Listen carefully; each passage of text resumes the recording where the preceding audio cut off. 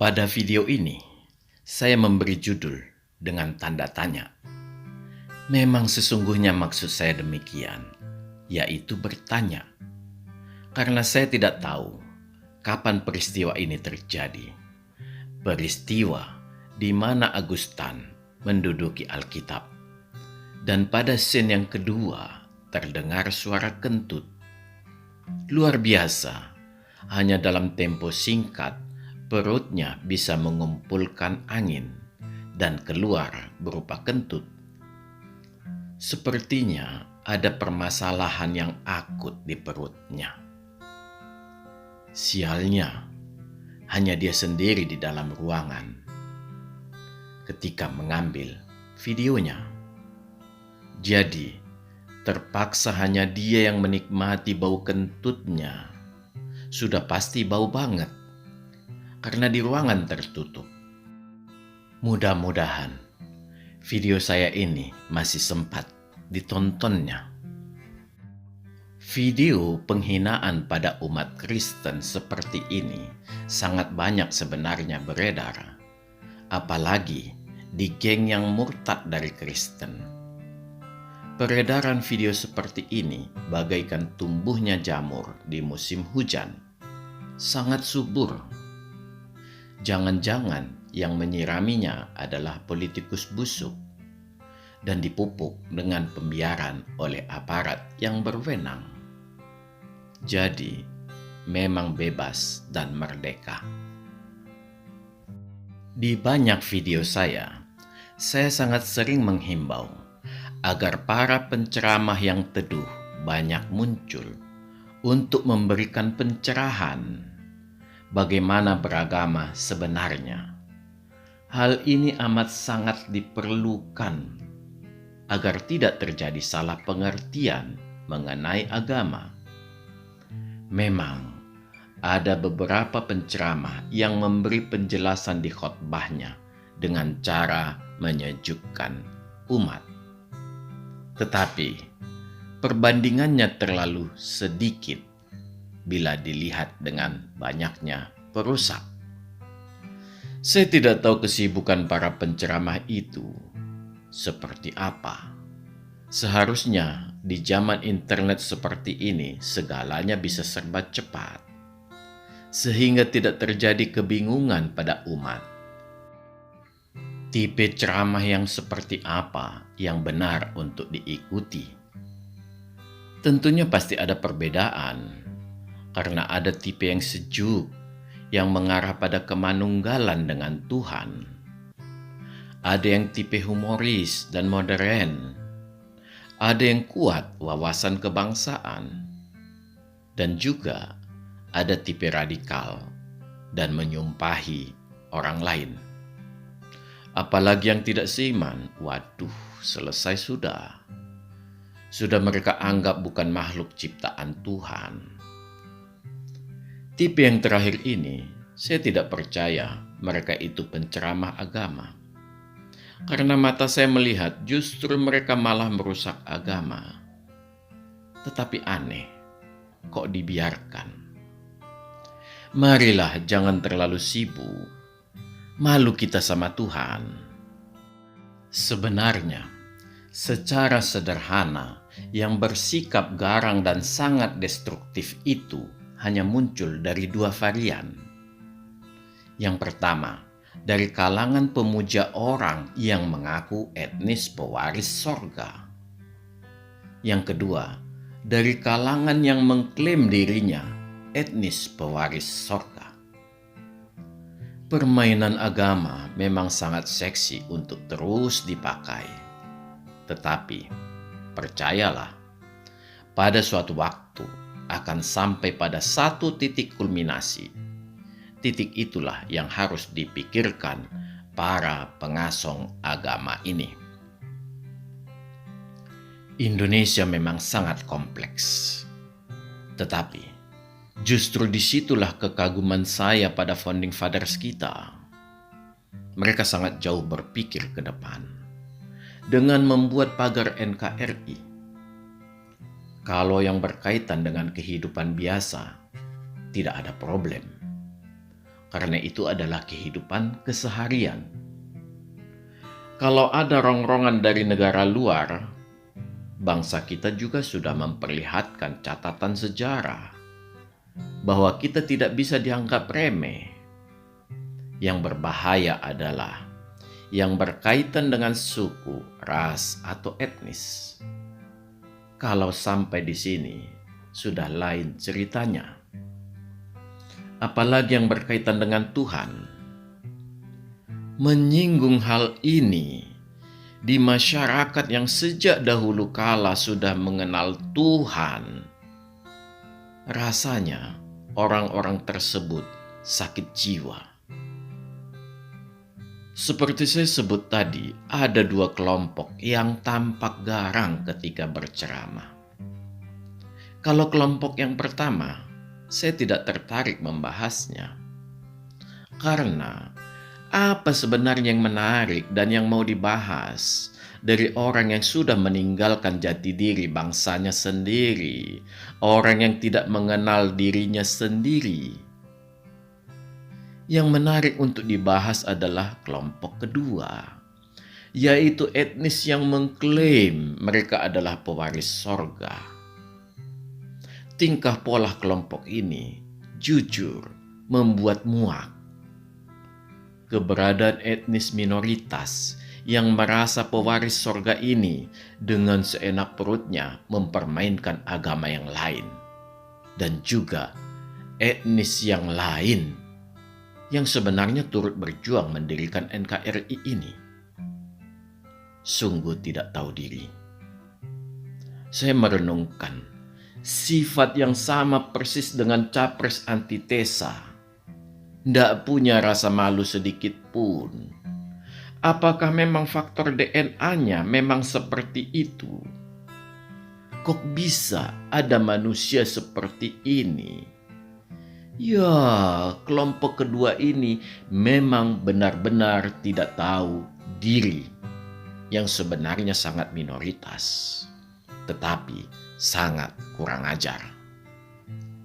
Merasa dirinya lebih tinggi dari etnis atau suku yang lain, bahkan dengan arogan memperlihatkan suku pribumi dibuatnya sebagai alas kakinya dengan menendang, memperbudak untuk melayaninya.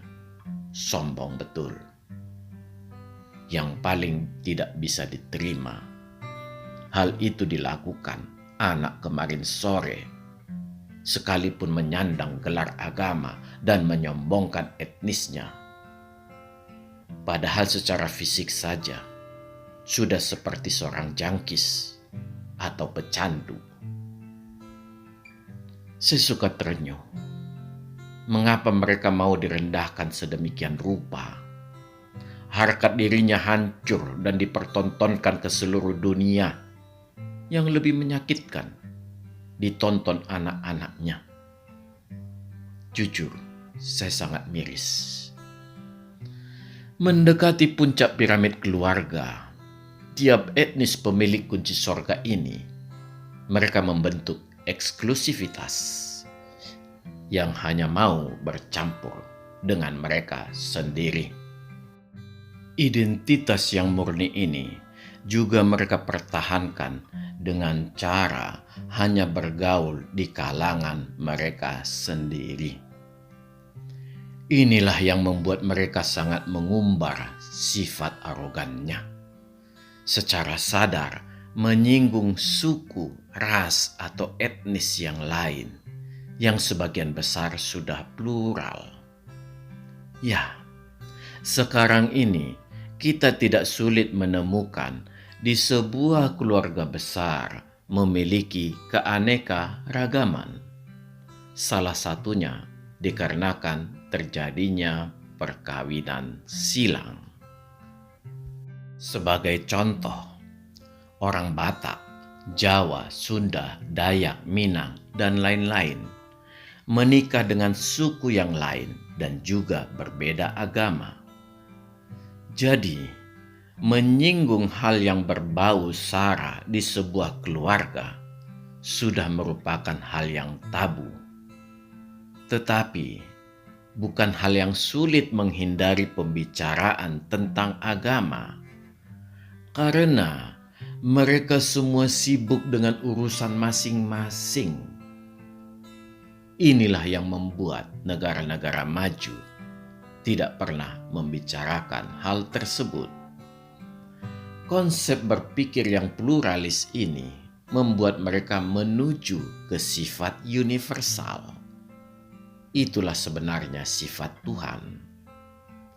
Hal ini sudah menjadi ciri bangsa kita sejak Indonesia purba.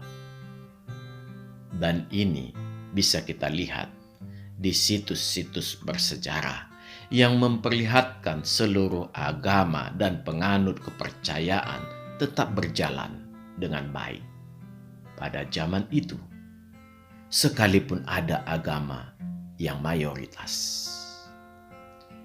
Kurang ajarnya, kelompok yang tetap mempertahankan kemurnian etnisnya ini, ada yang begitu arogan menghina bagian anak bangsa Indonesia.